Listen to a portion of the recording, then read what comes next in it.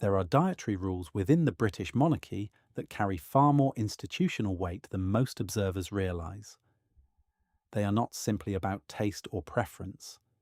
They exist to protect continuity, stability, and the operational capacity of the crown. And when the heir to the throne makes a visible decision to refuse certain foods, that choice intersects with questions of security, diplomacy, discipline, and image control. Prince William is not merely an individual with personal preferences. He is the direct heir to King Charles III and the future sovereign. Every decision he makes is observed through the lens of monarchy as an institution.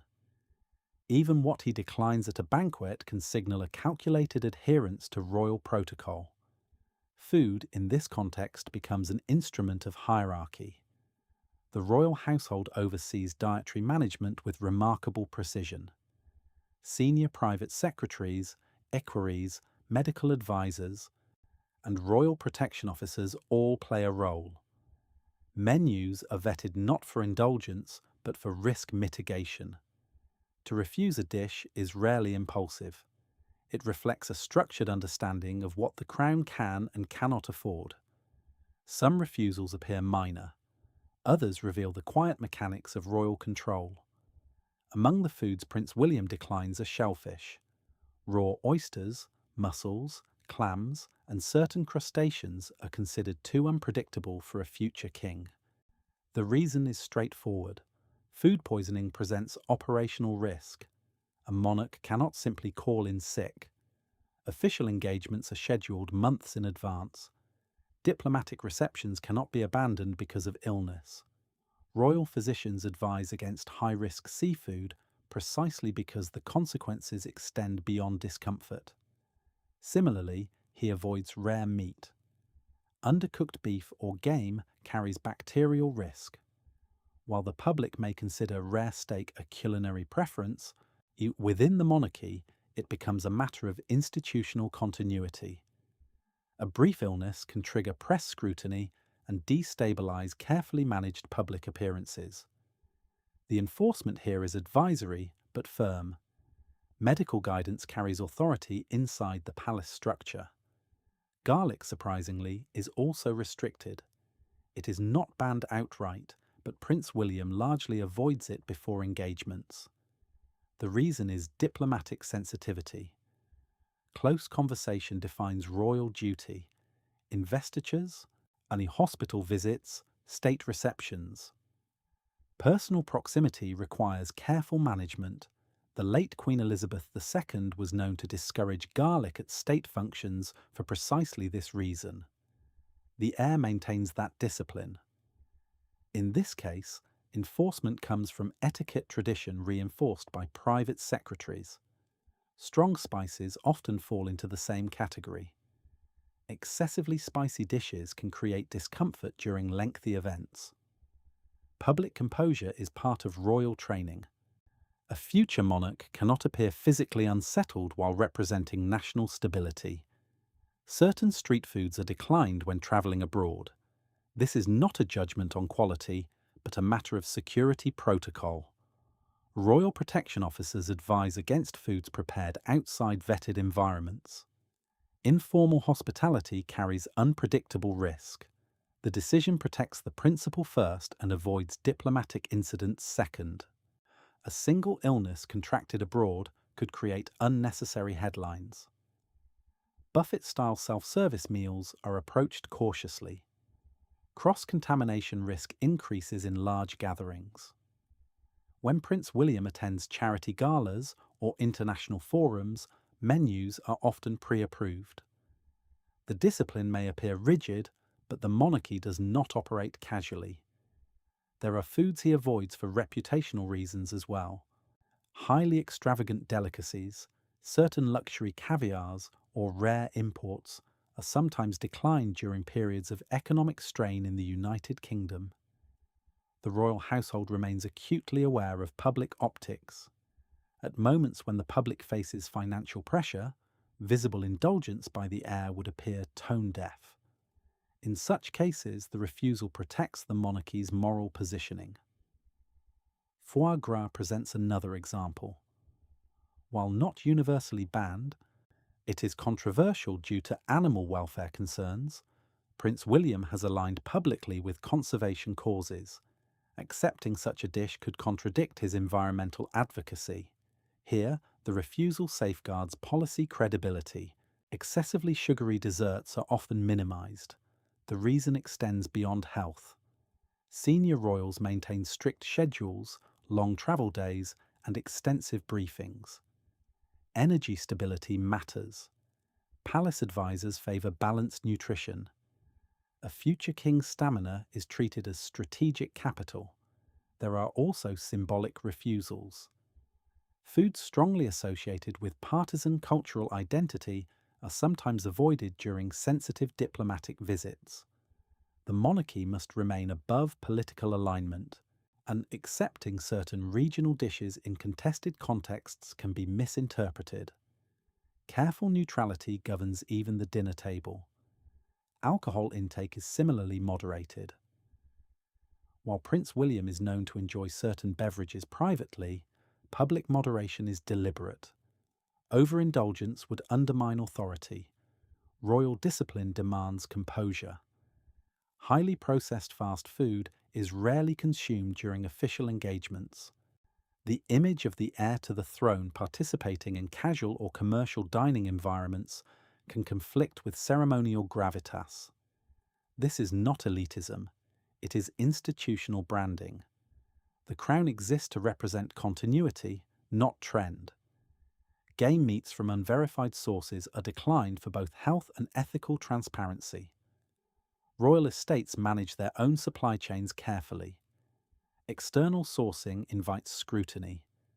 Unpasteurized dairy is avoided for safety reasons. Again, a medical counsel prevails. Exotic fruits not screened for allergens are approached cautiously. Royal physicians maintain detailed dietary records. Any allergic reaction, however minor, would become public spectacle. The escalation becomes clearer as one moves from etiquette to authority. There are occasions when Prince William must refuse food offered personally by foreign dignitaries.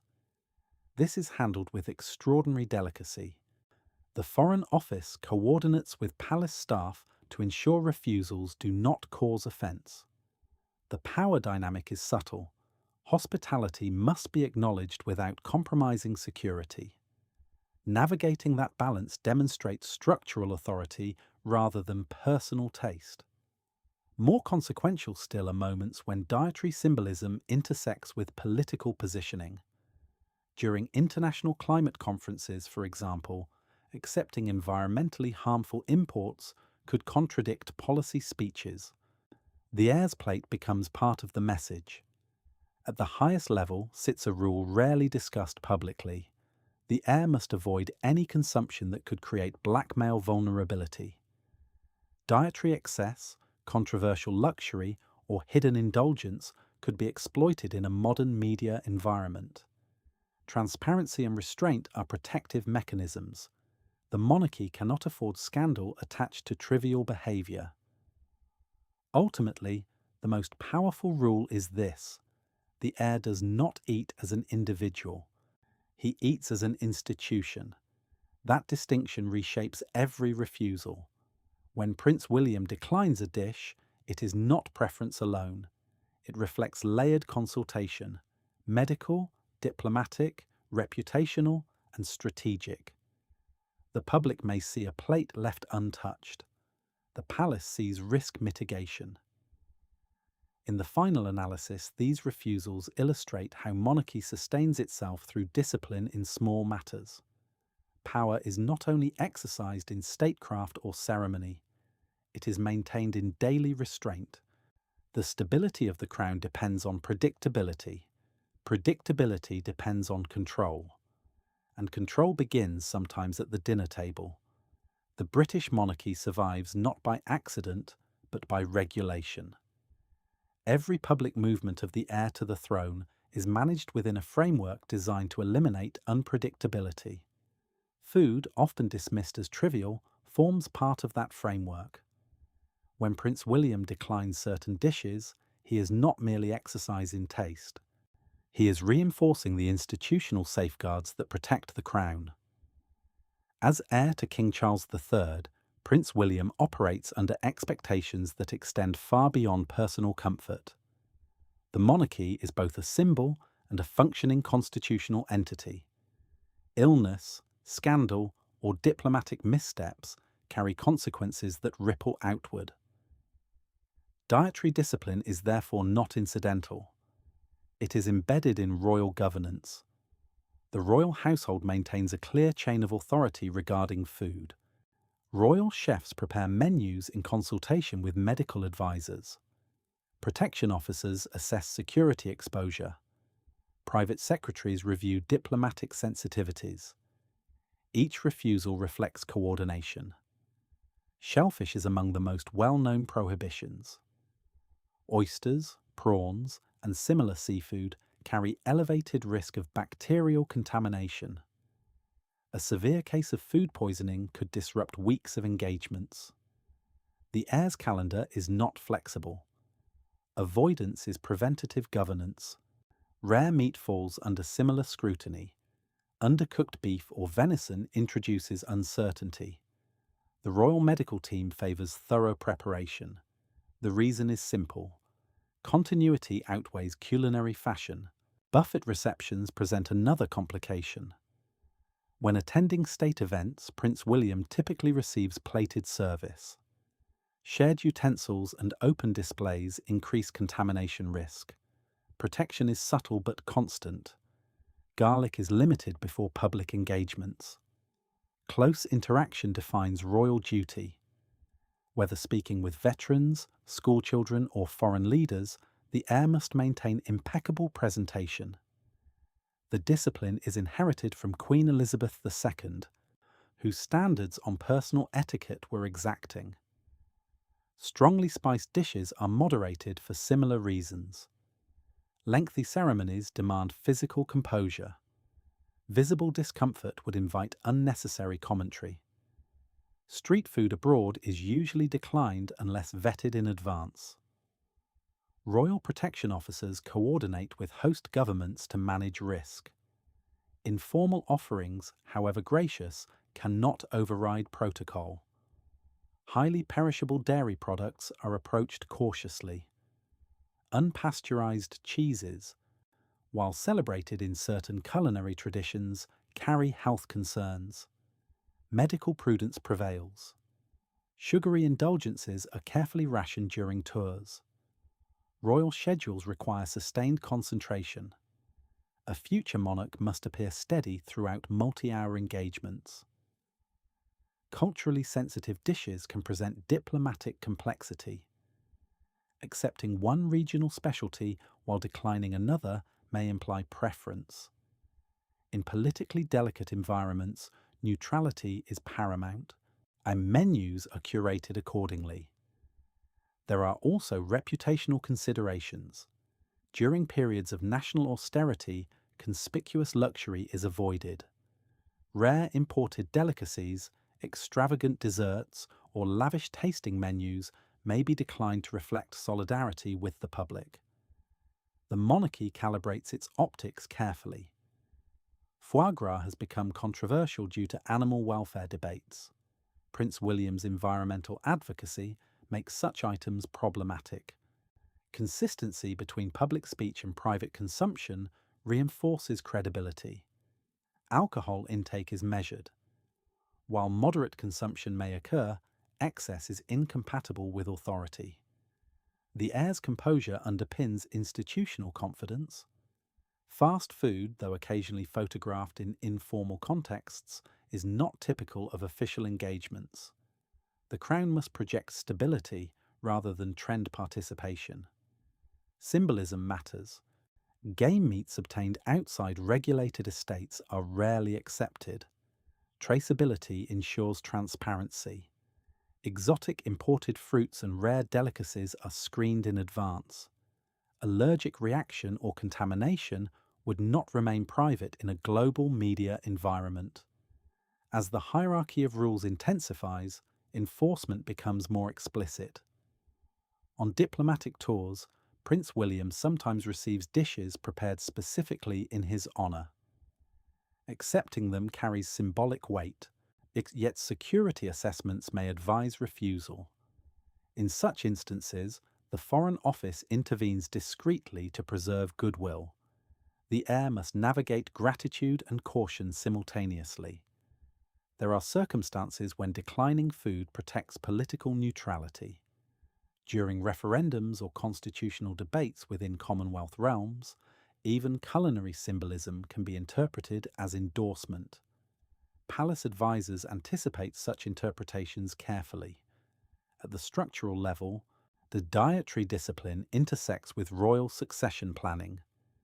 The heir's health is not a private matter, it is a constitutional asset.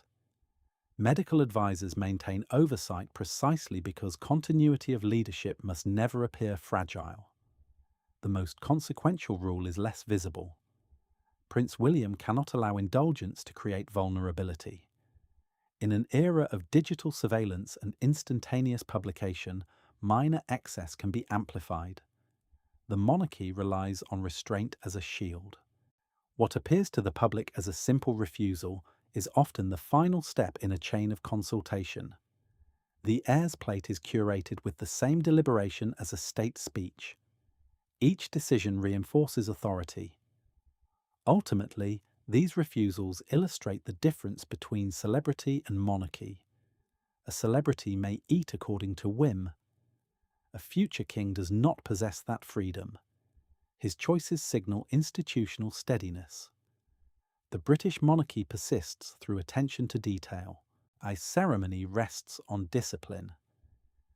Discipline extends to daily habits.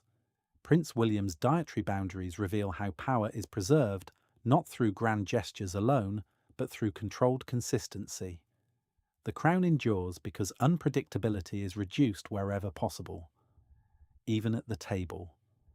Power in a constitutional monarchy depends upon reliability. The heir to the throne cannot afford unpredictability in health, behaviour, or public perception. That principle extends to an area many overlook: food. When Prince William declines certain dishes, the decision reflects structured authority rather than private preference. As the eldest son of King Charles III, Prince William embodies succession. The monarchy's continuity rests upon his readiness. Royal schedules are immovable. Diplomatic tours, investitures, state banquets, and military commemorations proceed regardless of personal inconvenience. Food choices are therefore managed within a framework designed to eliminate preventable disruption. The royal household operates with layered oversight. Chefs prepare meals according to strict guidance. Physicians advise on health risks. Protection officers assess environmental exposure. Private secretaries weigh diplomatic optics. The heir's plate passes through multiple filters before reaching the table.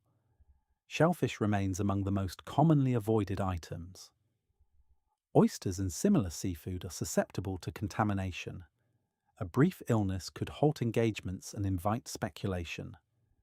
Prevention is non-negotiable. Rare meat is similarly restricted. Thorough cooking standards are favoured to minimise bacterial exposure. Culinary fashion yields to institutional necessity.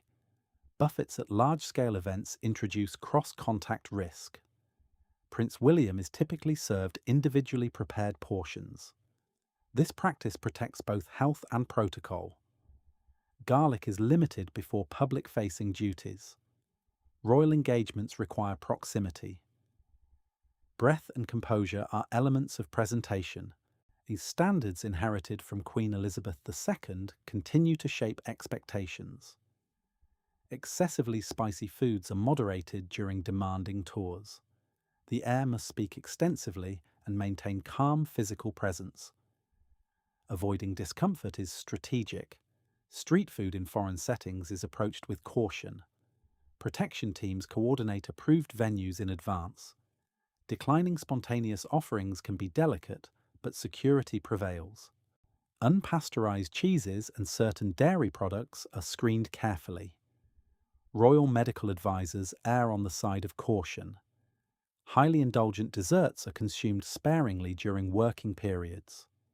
Sustained energy and concentration are treated as professional obligations. Imported luxury items can create reputational tension. During times of economic hardship within the United Kingdom, visible extravagance undermines solidarity. The heir's consumption patterns are adjusted accordingly.